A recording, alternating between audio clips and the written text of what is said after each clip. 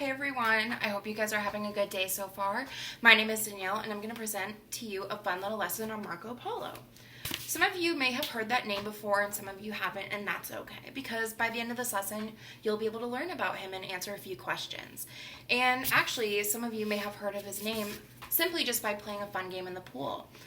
And that game is actually based on this famous explorer. Now, before we begin, I want you guys to predict in your head what you think an explorer is. So, this is Marco Polo.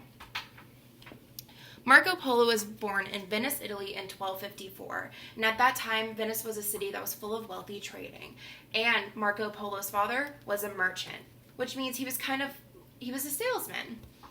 As Marco grew older, he became a merchant himself, and even an explorer and a traveler. Marco Polo would travel through the Far East and China for most of his life. And when Marco Polo traveled to China, it would take him 3 years.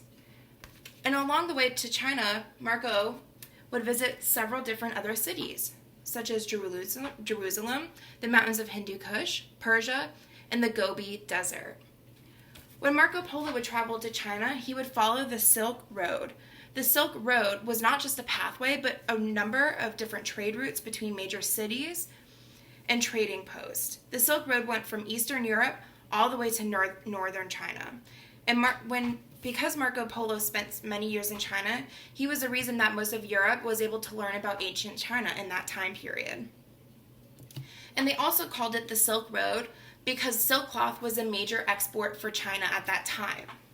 Now, export is a word that's used to describe the products a country sells to others. So the products are leaving the country.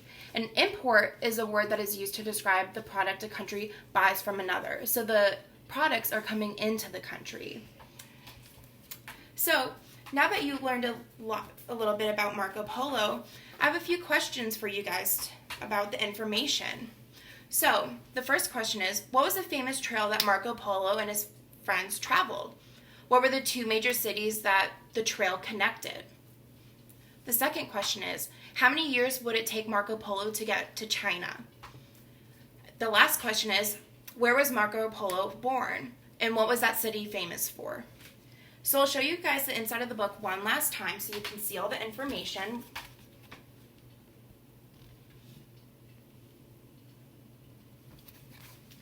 Thank you guys again so much for watching my video. I hope you enjoyed it and learned something about Marco Polo.